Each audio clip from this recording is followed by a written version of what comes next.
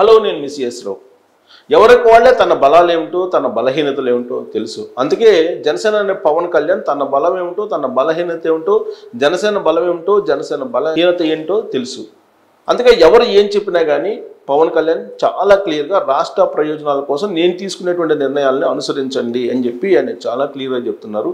అయినప్పటికీ హరిరామ జోగయ్య అలాగే ముద్రగడ పద్మనాభం లాంటి వాళ్ళు బయటకు వచ్చి తరచూ సీట్ల షేరింగ్ గురించి మాట్లాడుతున్నారు. తాజాగా హరిరామ జోగయ్య సీట్ల షేరింగ్ గురించి ఆయన మాట్లాడటం జరిగింది. ఆయన ఏమన్నారు అనేది బ్రేకింగ్ న్యూస్ రూపంలో చూద్దాం.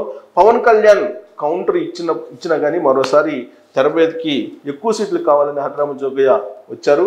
టీడీపీ జనసేన సీట్ షేరింగ్ పై హరిరామ జోగయ్య సంచలనమైనటువంటి వ్యాఖ్యలు మరోసారి చేశారు. టీడీపీకి ఎక్కువ సీట్లు ఇస్తారంటున్న జోగయ్య జనసేనకు తక్కువ సీట్లు ఇస్తే పవన్ ఆశయాలు నెరవేరవు అని చెప్పి ఆయన అభిప్రాయపడుతున్నారు. కనీసం 50 అసెంబ్లీ 6 లోక్సభ స్థానాలు తీసుకోవాలని ఆయన డిమాండ్ చేస్తున్నారు. సీట్ల షేరింగ్పై పవన్ కళ్యాణ్ మాట్లాడిన మరుసటి రోజే హరిరామ జోగయ్య మాట్లాడటం అనేది సంచలనంగా మారింది. ఎన్ని సీట్లు తీసుకోవాలో తనకు తెలుసు అంటున్న పవన్ కళ్యాణ్ గత ఎన్నికల్లో తనను గెలిపించిన ఇలాంటి సలహాలు పాటించేవాడిని అని చెప్పి పవన్ కళ్యాణ్ చురకలు వేశారు. పవన్ కళ్యాణ్ కౌంటర్ ఇచ్చిన మరోసారి తెర మీదకి ఎక్కువ సీట్లు కావాలని చెప్పి హరిరామ జోగయ్య డిమాండ్ చేస్తున్నారు. టీడీపీ జనసేన సీట్ల షేరింగ్ పై హరిరామ జోగయ్య సంచలనమైనటువంటి కామెంట్లు చేశారు. వాస్తవంగా పవన్ కళ్యాణ్కి తెలుసు పార్టీని ఏ విధంగా నడపాలి, పార్టీని ఏ విధంగా కాపాడుకోవాలి, రాబోయేటువంటి ఎన్నికల్లో ఎన్ని సీట్లు తీసుకోవాలి, ఎక్కడెక్కడ సీట్లు తీసుకుంటే రాబోయేటువంటి ఎన్నికల్లో గెలిచేటువంటి అవకాశం ఉంది. జగన్మోహన్ రెడ్డిని గద్దె దించడమే తన లక్ష్యంగా పెట్టుకున్నారు పవన్ కళ్యాణ్. అందుకే ఆ దిశగా ఆయన అడుగులు వేస్తూ ఉన్నారు. ఒకవేళ మాట తూలి తెలుగుదేశం పార్టీ వాళ్ళు ఒక మాట అన్నా కానీ ఖచ్చితంగా మనం పడదామని చెప్పి జన సైనికులకు పవన్ కళ్యాణ్ అనేక సందర్భాల్లో చెప్పారు.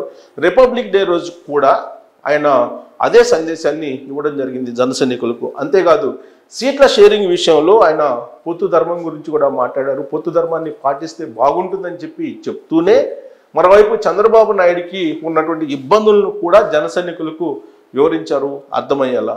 ఆయన ప్రస్తుతం ఉన్నటువంటి పరిస్థితుల్లో ఇరుకు చొక్కా వేసుకునే దాంట్లో ఇబ్బంది పడుతున్నారు అనేటువంటి విషయాన్ని కూడా ఆయన చెప్పడం జరిగింది, సూచించడం కూడా జరిగింది క్యాడర్కి. అంటే ఒక 40 సంవత్సరాల సుదీర్ఘమైనటువంటి రాజకీయ అనుభవం, పార్టీని నడిపినటువంటి అనుభవం ఉన్నటువంటి చంద్రబాబు నాయుడు ఇప్పుడు సీట్ల విషయంలో కానీ సీట్ల షేరింగ్ విషయంలో సీట్ల ఫైనలైజేషన్ విషయంలో కొన్ని ఇబ్బందులు పడతారు, మనం అర్థం చేసుకోవాలి అనేటువంటి విషయంలో పవన్ కళ్యాణ్ చెప్పారు. అంతేకాదు క్యాడర్కి ఒక దిశానిర్దేశం కూడా చేశారు. ఖచ్చితంగా వ్యూహాలను తమకు వదిలిపెట్టండి అని చెప్పి కూడా చెప్పారు. కొన్ని తప్పులు జరిగినా కానీ మీరు బాధపడద్దు అనేటువంటి విషయాన్ని కూడా రిపబ్లిక్ డే సందర్భంగా క్యాడర్కు దిశానిర్దేశం ఇచ్చారు.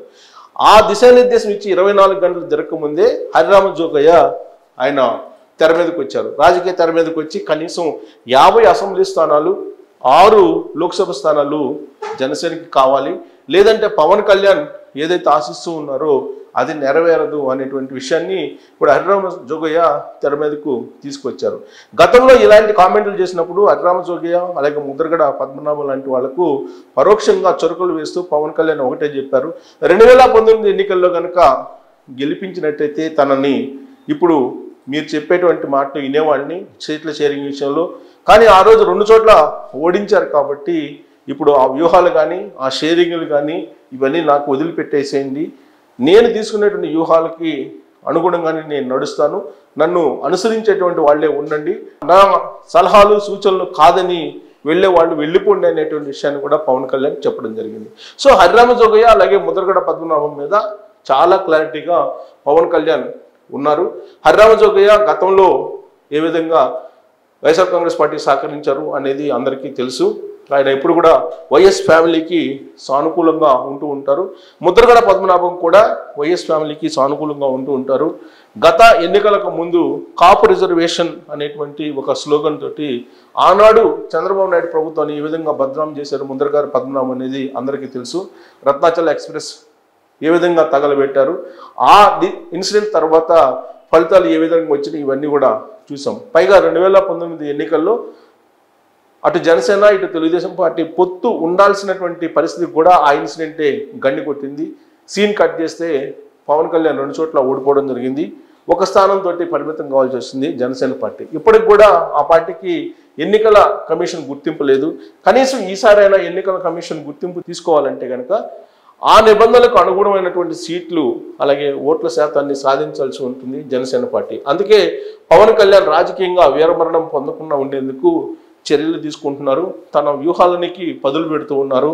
మధ్యలో హరిరామ జోగయ్య, ముద్రగడ పద్మనాభం లాంటి వాళ్ళు కొంత ప్రవోక్ చేసినప్పటికీ కూడా ఆయన వాళ్ళ వ్యాఖ్యలను పెద్దగా సీరియస్గా తీసుకోవట్లేదు. జన సైనికులకు కూడా అదే చెప్తూ ఉన్నారు. వాళ్ళ వ్యాఖ్యలను సీరియస్గా తీసుకోవాల్సిన అవసరం లేదు అనేటువంటి విషయాన్ని కూడా చెప్తూ ఉన్నారు. 2019 ఎన్నికల్లో గెలిపించినటువంటి వాళ్ళు, ఎన్నంటి ఉండి ఓట్లు వేయనటువంటి వాళ్ళు సలహాలు సూచనలు ఇవ్వడానికి అర్హులు కాదు అనేటువంటి విషయాన్ని కూడా పవన్ కళ్యాణ్ చెప్తూ ఉన్నటువంటి పరిస్థితుల్లో ఇప్పుడు పవన్ కళ్యాణ్కి 50 అసెంబ్లీ స్థానాలు అలాగే 6 లోక్సభ స్థానాలు ఇస్తేనే ఆయన ఆశయాలు నెరవేరుతాయని చెప్పి హరిరామ జోగయ్య అనడాన్ని కూడా ఇప్పుడు ఖండిస్తూ ఉన్నారు పవన్ కళ్యాణ్. సో పొత్తు అనేది తెలుగుదేశం పార్టీ జనసేన పొత్తు అనేది ఇప్పుడు వైఎస్ఆర్ కాంగ్రెస్ పార్టీకి ఇబ్బందిగా మారింది. ఆ పొత్తు ప్రకటన తర్వాత వైఎస్ఆర్ కాంగ్రెస్ పార్టీలో కొంత ఆందోళనగా ఉంది. ప్లస్ సర్వేల్లో కూడా వైఎస్ఆర్ కాంగ్రెస్ పార్టీ వెనకబడింది అనేది వినిపిస్తూ ఉంది. అందుకే తెలుగుదేశం పార్టీ జనసేన పొత్తును ఏదైనా సరే ఏ కోణంలోనైనా సరే విచ్ఛిన్నం చేయాలనేటువంటి ఒక ప్రయత్నాలు ప్రత్యర్థి పార్టీగా ఇప్పుడు వైఎస్ఆర్ కాంగ్రెస్ పార్టీ చేస్తుంది. దానిలో హరిరామ జోగయ్య, ముద్రగడ పద్మనాభం ఇద్దరు పావులుగా మారారు అనేటువంటి కొన్ని అనుమానాలు కూడా వాళ్ళ మీద ఉన్నాయి జన సైనికులకి అలాగే తెలుగుదేశం పార్టీకి కూడా. అందుకే రిపబ్లిక్ డే రోజున పవన్ కళ్యాణ్ చాలా క్లియర్గా చెప్పడం జరిగింది, కొన్ని అవమానాలను ఎదుర్కొనైనా సరే పొత్తు మాత్రం కొనసాగిస్తాము తెలుగుదేశం పార్టీ జనసేన అనేటువంటి విషయాన్ని కూడా ఆయన చెప్పడం జరిగింది. పొత్తుని ఎవరు విడదీయలేరు అనేటువంటి విషయాన్ని కూడా చెప్పారు. ఆ విషయాన్ని చెప్పిన తర్వాత కొన్ని గంటల వ్యవధిలోనే హరిరామ జోగయ్య ఇలాంటి ప్రకటన చేయడాన్ని మాత్రం జనసేన కూడా అభ్యంతర పెడుతుంది, జన సైనికులు కూడా అభ్యంతర పెడుతున్నారు. హరిరామ జోగయ్య ఇక నుంచి ఇలాంటి కామెంట్లు చేయకుండా ఉంటే బాగుంటుంది అనేది పవన్ కళ్యాణ్ యొక్క అభిప్రాయం కూడా గతంలో కూడా చెప్పారు అనేక సందర్భాల్లో. అయినప్పటికీ కూడా హరిరామ జోగయ్య తరచూ సీట్ల షేరింగ్ విషయంలో జోక్యం చేసుకుంటున్నారు. ఇలాంటి జోక్యం అటు తెలుగుదేశం పార్టీ ఇటు జనసేన శ్రేణుల మధ్య అలాగే నాయకత్వం మధ్య కొంత గ్యాప్ పెంచేటువంటి అవకాశం ఉంది. అందుకే ఇప్పుడు హరిరామ జోగయ్య కానీ ముద్రగడ పద్మనాభం కానీ కొంత కంట్రోల్లో ఉండాలి అనేటువంటి ఒక సూచనని జనసేన చేస్తూ ఉంది. ఇటీవల కాలంలో జనసేనలో ముద్రగడ పద్మనాభం చేరబోతున్నారనే ప్రచారం కూడా జరిగింది. కానీ చివరి నిమిషంలో ముద్రగడ పద్మనాభంని తీసుకోకుండా కొంత పునరాలోచనలో జనసేన కూడా పడిందని చెప్పి తెలుస్తుంది. వైఎస్ఆర్ కాంగ్రెస్ పార్టీలో ఆయన చేరబోతున్నారనేది తొలుత జరిగినటువంటి ప్రచారం.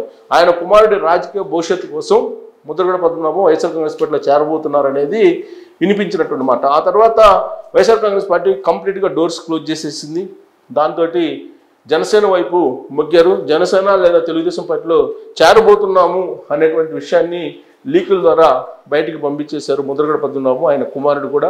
కానీ అటు తెలుగుదేశం పార్టీ కానీ ఇటు జనసేన కానీ ముద్రగడ పద్మనాభంని చేర్చుకునేటువంటి పరిస్థితి లేదు. అక్కడ ఉన్నటువంటి పరిస్థితుల దృష్ట్యా ఇప్పుడు ఏం చేయబోతున్నారు హరిరామ జోగయ్య అలాగే ముద్రగడ పద్మనాభం, వాళ్ళిద్దరు కూడా కాపు సామాజిక వర్గానికి ఒక ఐకాన్స్గా కనిపిస్తూ ఉంటారు. గతంలో కాపు సామాజిక వర్గానికి రిజర్వేషన్ ఇవ్వాలని ముద్రగడ పద్మనాభం, అలాగే కాపు సామాజిక వర్గానికి రాజ్యాధికారం కావాలని చెప్పి హరిరామ జోగయ్య చాలా కాలం నుంచి వినిపిస్తున్నారు. కాబట్టి కాపు సామాజిక వర్గం వాళ్ళని కొంత ఐకాన్లుగా కొంత ఆ సామాజిక వర్గం పెద్దలుగా భావిస్తూ ఉంటారు.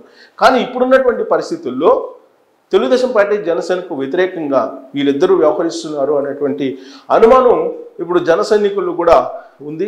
తాజాగా హరిరామ జోగయ్య చేసినటువంటి ఈ సీట్ల షేరింగ్ అంశాన్ని, సీట్ల షేరింగ్ సంబంధించినటువంటి ఆ సంఖ్యను కూడా చెప్తూ హరిరామ జోగయ్య చేసినటువంటి కామెంట్స్, సంచలన కామెంట్స్ ఇప్పుడు ఇబ్బందికరంగా మారాయి రెండు పార్టీలు కూడా, జనసేనకి తెలుగుదేశం పార్టీకి. అందుకే వాటిని లైట్గా తీసుకోవాలి అనేటువంటి ఒక ఒపీనియన్ని జనసేన పవన్ కళ్యాణ్ చెప్పినట్టు కూడా తెలుస్తూ ఉంది.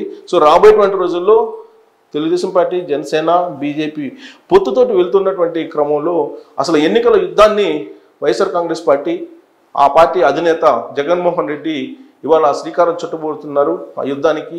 ఇలాంటి క్రమంలో సీట్ల షేరింగ్ అనేటువంటి అంశాన్ని తెర మీదకు తీసుకొచ్చి తెలుగుదేశం పార్టీ జనసేన మధ్య కొంత డిస్టర్బెన్స్ క్రియేట్ చేసే ప్రయత్నం హరిరామ జోగయ్య చేస్తూ ఉన్నారు అనేది ఇప్పుడు ఆ రెండు పార్టీలు భావిస్తూ ఉన్నాయి. సో కీ కంటెస్ట్ లేదంటే కీ ఫైట్ జరుగుతున్నటువంటి క్రమంలో హరిరామ జోగయ్య ఇలాంటి సీట్ల షేరింగ్ అంశాన్ని తెర మీదకి తీసుకురావడం అనేది కొంత ఇబ్బంది కలిగించేటువంటి అంశంగా కూడా తెలుగుదేశం పార్టీ జనసేన భావిస్తుంది. ఇప్పటి వరకు సీట్ల షేరింగ్ విషయంలో ఎక్కడ కూడా బయటికి పొక్కలేదు. సీట్ల షేరింగ్ విషయంలో అటు చంద్రబాబు నాయుడుకి ఇటు పవన్ కళ్యాణ్కి మాత్రమే క్లారిటీ ఉంది. ఈ విషయంలో ఎవరు కూడా తలదూర్చుకోలేదు. అటు తెలుగుదేశం పార్టీ నాయకులను అడిగినప్పటికీ అధిష్టానం ఇష్టం, చంద్రబాబు నాయుడు ఇష్టం అని చెప్తున్నారు. జనసేన నాయకులను అడిగినప్పటికీ అది పవన్ కళ్యాణ్ ఇష్టం అని చెప్పి చెప్తూ ఉన్నారు. కానీ ఎవరికి టికెట్ ఇచ్చినా కానీ తెలుగుదేశం పార్టీ అలాగే జనసేన నాయకులు కానీ శ్రేణులు కానీ కలిసి పనిచేయబోతున్నాం అనే విషయాన్ని మాత్రం చాలా క్లారిటీగా చెప్తున్నారు. ఇలాంటి పరిస్థితుల్లో ఇప్పుడు హరిరామజోగి వచ్చి సీట్ల షేరింగ్ అంశాన్ని జోడించారు.